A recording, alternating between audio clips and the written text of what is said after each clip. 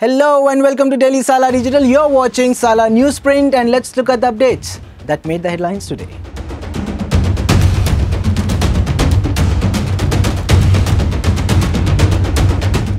On the international stage, Russia and China used their veto power to block a United States proposal at the United Nations Security Council. The US resolution aimed to address the Israel-Hamas conflict by urging temporary ceasefires for humanitarian aid access, the protection of civilians and a halt to the arming of Hamas and other Gaza militants. This US-backed resolution was tabled on October 21, shortly after the US had vetoed a humanitarian-focused draft from Brazil, citing the need for more time for US-led diplomacy. 10 members of the Security Council supported the US resolution, with the UAE voting against it and Brazil and Mozambique abstaining. Subsequently, Russia proposed a resolution calling for a humanitarian ceasefire and the reversal of Israel's order for Gaza civilians to relocate south as a precaution against a ground assault. However, this resolution failed to pass, receiving only 4 votes, falling far short of the required minimum of 9. Online gaming companies have been slapped with a show-cause notices worth of whopping rupees 1 lakh crore by GST authorities for allegedly tax evasion. Online gaming companies in India, on the other hand, are standing up against the GST demands imposed on them, claiming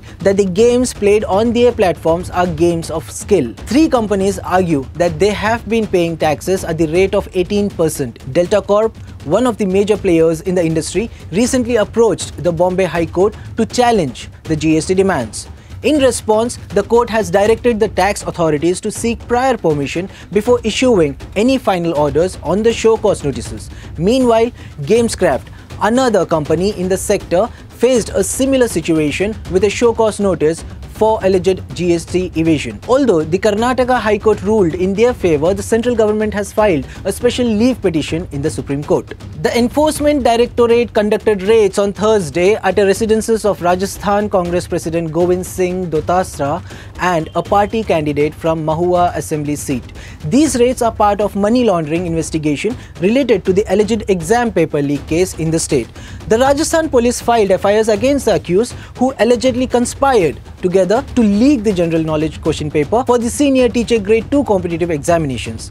The leaked question paper was scheduled to be conducted by the Rajasthan Public Service Commission on multiple dates in December 2022. According to the Enforcement Directorate, the accused provided the leaked question paper to aspiring candidates in exchange for a substantial amount of ranging from rupees 8 to 10 lakh per candidate. Under the Gruha Jyoti scheme, the Karnataka government plans to offer free power to Category C temples in the state.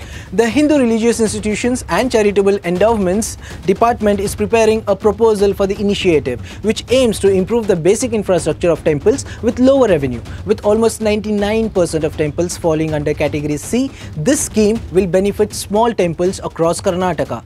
The proposal will soon be submitted to the state government for the approval. Rapido, the app-based aggregator, has introduced a new feature in Bengaluru called Auto Plus. This service ensures that once a ride is confirmed, there are no cancellations, providing increased reliability for passengers and income stability for the drivers. The pilot launch in Bengaluru has already seen over 10,000 auto rickshaw drivers join the premium service. Although the charges for the Auto Plus are reportedly 25 to 30% higher than the regular auto fares, it aims to offer a seamless ride experience with no cancellation worries. Rapido's regular auto service has a minimum fare of rupees 46, while the new Auto Plus feature charges rupees 71 without providing a detailed breakdown. These fares are reportedly higher than the rates mandated by the High Court.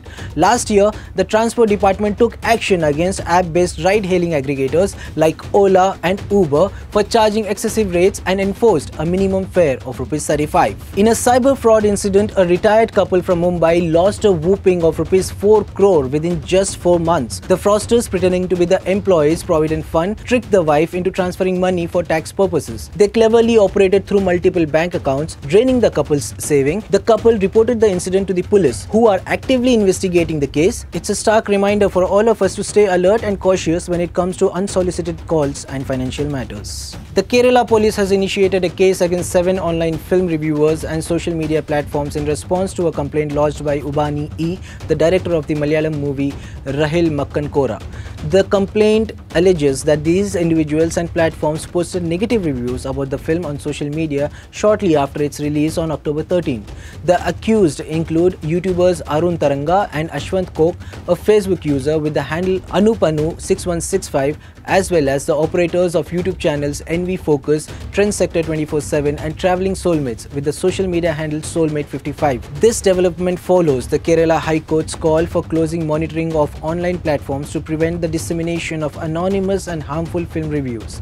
The court was addressing a case brought by the director of the film Arumalinte Adhyate Pranayam, who is seeking a restraining order to ensure that social media influencers and film review bloggers refrain from publishing reviews for at least 7 days following a film's release. A Silicon Valley-based artificial intelligence firm, Tiger Analytics, has marked a notable milestone by opening an office in Bihar, becoming the first US-based company to venture into the state. The first office in Patna was inaugurated earlier this month. Tiger Analytics is headquartered in Santa Clara. In a recent interview, Mahesh Kumar, the founder and CEO of Tiger Analytics, expressed his ambition and said, "Our goal is that the first step we are taking will result in significant advancements in the future." Indian para-athletes made history by securing their first highest ever medal count at the Asian Para Games, taking the country's total to 80 medals, including an impressive 18 golds. The achievement surpasses the previous record of 72 medals obtained during the 2018 edition in Indonesia.